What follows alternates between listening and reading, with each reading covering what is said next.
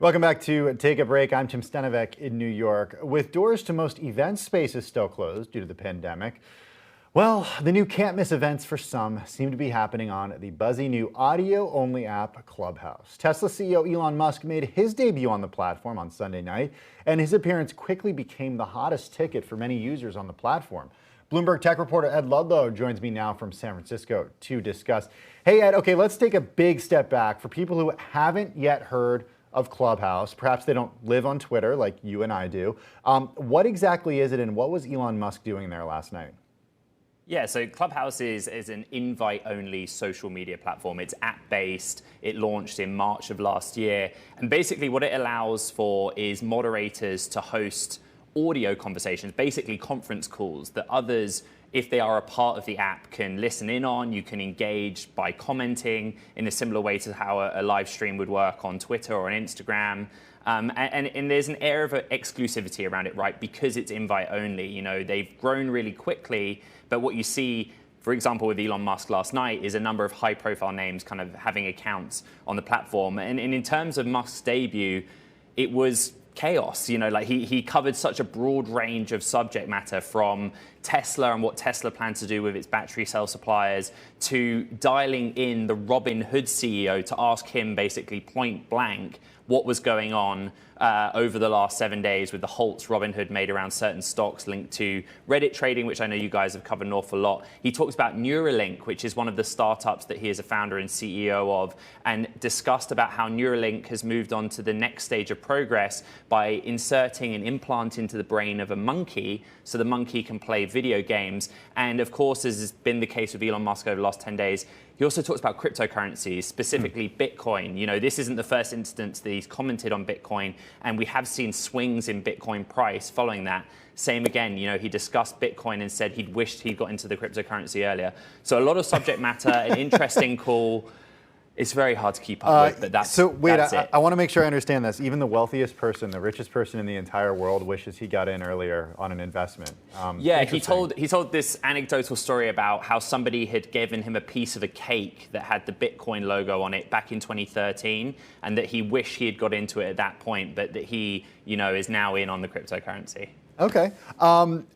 There's a lot to unpack here, Ed. I want to just stick, before we talk about monkey brains, I want to talk a little bit about what Elon Musk was like on Clubhouse in the context of, you know, controlling the conversation versus people asking him questions. How does that work? I mean, we know that Elon Musk is really relatively rare for somebody in his position to actually have a Twitter account, and he doesn't hold back when it comes to Twitter. What was the context of the conversation that he had yesterday? Was it an interview that he did? Was he controlling the conversation? Yeah, so this is classic Elon Musk. For those that don't follow Elon Musk closely, he does not behave as a typical CEO of a publicly traded company might. He doesn't do a lot of one-on-one media interviews. He does join forums, online panels, virtual events. Of course, he participates in the quarterly Tesla earnings call. But, you know, he is very engaged on platforms like Twitter and now Clubhouse. Basically, some high-profile moderators on the site, including some well-known VCs who backed Clubhouse, asked him questions. He listened and answered each question. He didn't refuse to answer any of the questions. You know, Elon Musk has a good track record of engaging with individuals, you know, directly on Twitter, as well as on the Tesla earnings calls. Tesla do something quite unique, which is that they invite retail investors to submit questions every quarterly earnings through a website called say.com. So it's not that new for Elon Musk. He does engage with people through different forums. He does take on sometimes controversial questions that a CEO might otherwise dodge, and he answers them. And last night on Clubhouse was no different.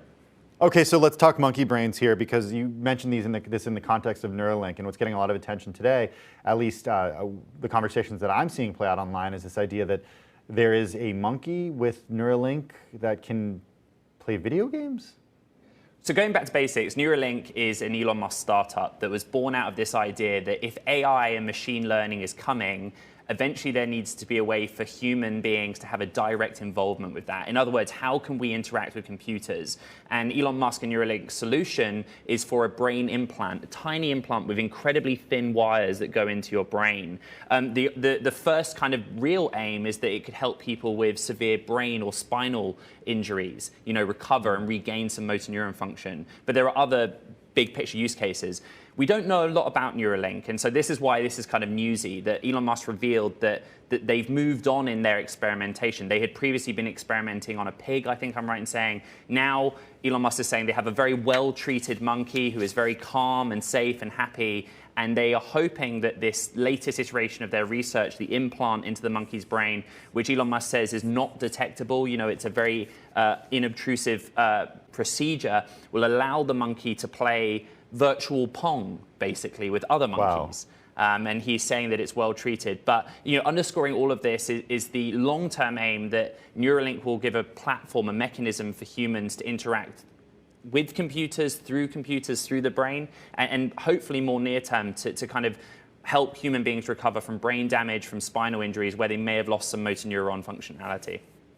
Look, that would be a fantastic thing to have.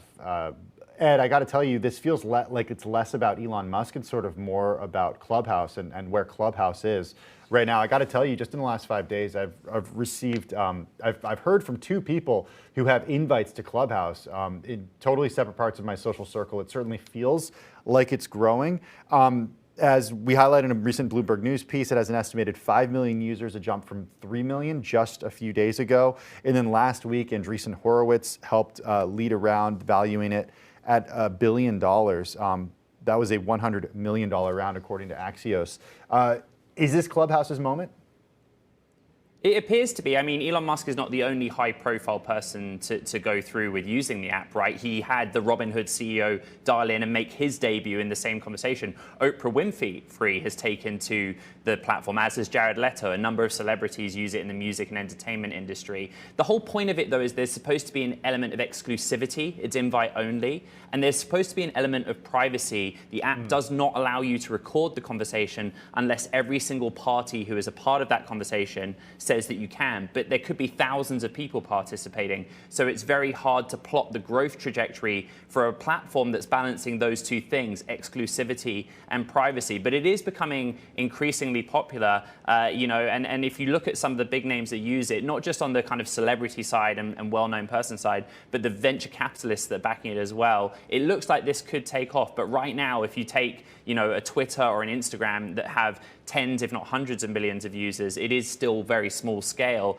And the kind of reading between the lines, that's what they want to keep it at, as exclusive, invite only. And as we saw, some of the moderators saying last night, this Elon Musk event also caused them some engineering difficulties. They had server issues, people struggling to join. And as a consequence, pirated versions of the live stream popped up in places like YouTube. So it seems like there's still a lot for the app to work out.